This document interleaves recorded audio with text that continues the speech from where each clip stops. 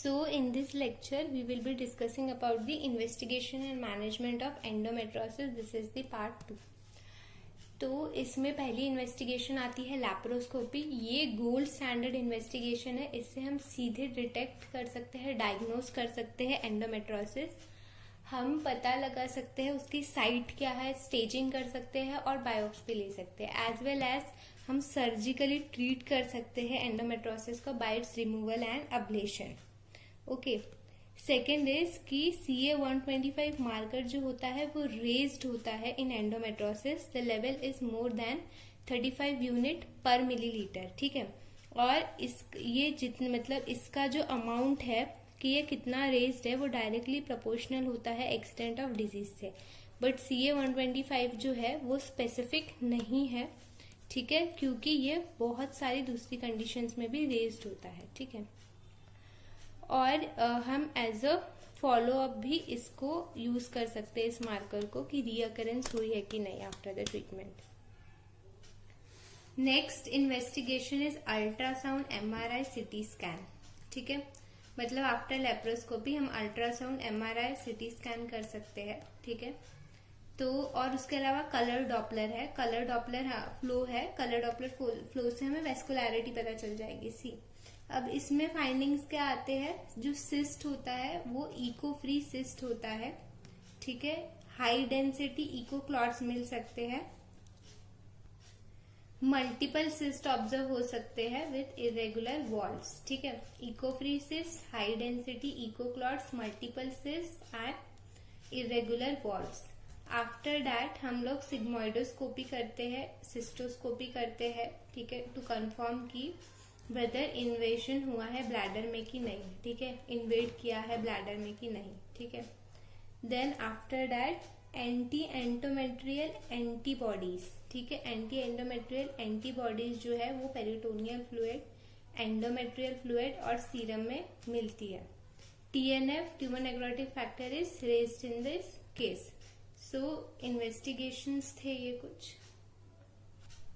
Next comes the management. ठीक है. Management में पहले ड्रग ट्रीटमेंट है एंड देन सर्जिकल ट्रीटमेंट है. मैनेजमेंट हम एज के अकॉर्डिंग करेंगे. Desire to preserve the reproductive function और सीवियरिटी ऑफ डिजीज. ठीक है. तो हम 3 जो है प्रिंसिपल्स पे मैनेजमेंट करते हैं कि एज क्या है वुमेन की. ठीक है. उसे रिप्रोडक्टिव फंक्शन जो है वो प्रिजर्व करना है कि नहीं और डिजीज की सीवियरिटी क्या है. पहले ड्रग ट्रीटमेंट है और ये फॉलोइंग ड्रग्स जो है ये हम देते हैं पेशेंट को. इसके जो भी डोजेस लिए गए हैं वो शॉ ऑफ गायनेकोलॉजी से लिए हैं. ठीक है. ओरल कंबाइंड कॉन्ट्रासेप्टिव्स है. ठीक है. Oral combined contraceptives for 84 days with 6 day. Oral combined contraceptive for 84 days with 6 day tablet free reduce the menstrual period. ठीक है. तो ये सीजनल बेसिस पे देते हैं हम 4 cycles a year. Then is oral progesterone. Oral progesterone है norethisterone, मेड्रॉक्सीप्रोजेस्टेरॉन acetate. ठीक है. नॉरइथाइनस्टेरॉन एंड मेड्रॉक्सीप्रोजेस्टेरॉन एसीटेट हमारे पास ऑप्शन है. ये हम देते हैं 5 ग्राम पर डे. ठीक है. और मेड्रॉक्सीप्रोजेस्टेरॉन एसीटेट हम कैसे देते हैं 50 mg IM weekly, 100 mg IM 2 weekly for 3 months and then 200 mg monthly for 3 to 6 months. ठीक है. Then we have Mirena IUCD which is for 5 years. Danzol 200 to 800 mg daily for 3 to 6 months starting on first day of menses. Gestrinone, GnRH, aromatase inhibitors है हमारे पास. ठीक है. तो ये सारे जो ड्रग्स है ये सब इसमें रेकमेंडेड है. Okay. After that comes the surgical treatment, minimal invasive surgery. तो मिनिमल इन्वेजिव सर्जरी में हम क्या क्या करते हैं. सबसे पहले peritoneal fluid from the curly sac. ठीक है. पेरिटोनियल फ्लूइड को हम एस्पिरेट कर लेते हैं. ठीक है, क्योंकि उससे क्या होगा, साथ साथ प्रोस्टाग्लैंडिन E2, क्योंकि आई टोल्ड यू पहले फर्स्ट पार्ट में कि जो पेरिटोनियल फ्लूइड होता है उसके अंदर प्रोस्टाग्लैंडिन्स होते हैं जो रिस्पॉन्सिबल होते हैं पेन के लिए। तो PGE2 इसमें से रिमूव हो जाएंगे साथ साथ, तो पेन में इम्प्रूवमेंट आएगी। ठीक है, पेन में क्या आएगी, इम्प्रूवमेंट आएगी।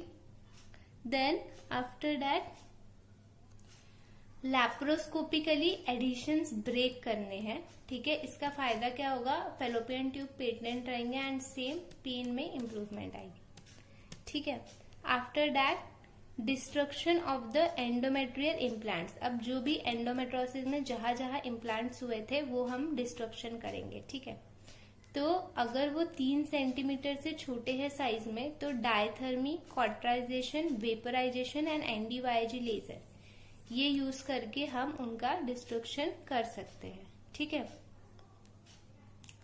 और इसके साथ साथ प्री सैक्रल न्यूरेक्टोमी भी साइमल्टेनियसली परफॉर्म किया जा सकता है। Simultaneously pre sacral neurectomy is perform. ठीक है, अगर लार्जर लीजन्स है या फिर चॉकलेट सिस्ट है तो उन्हें डायरेक्टली एक्सरसाइज करना पड़ेगा। ठीक है, then in young women cauterization of cyst is perform. So see, अगर चॉकलेट सिस्ट या लार्ज लीजन है तो एक्सेशन करना है, लेकिन हम अगर वुमेन यंग है तो हम कॉट्राइजेशन ट्राई कर सकते हैं, लेकिन इसका रीअकरेंस रेट बहुत ज्यादा हाई है। ठीक है, देन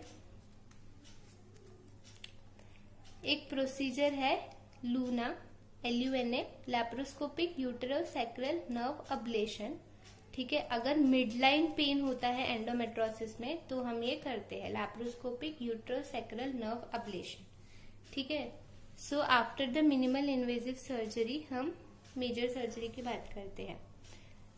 तो इसके इंडिकेशन क्या है, अगर मेडिकल थेरेपी फेल हो रही है, ठीक है, रिकरेंस हो रहा है, एडवांस स्टेज है, लार्ज लीजन है या एल्डरली वुमेन है तो हम लोग लैप्रोटोमी करेंगे, dissection and excision of the chocolate cyst, salpingo oophorectomy, abdominal hysterectomy and bilateral salpingo oophorectomy. ये सारी सर्जरीज है जो हम परफॉर्म करेंगे। ठीक है, और दूसरा ये है कि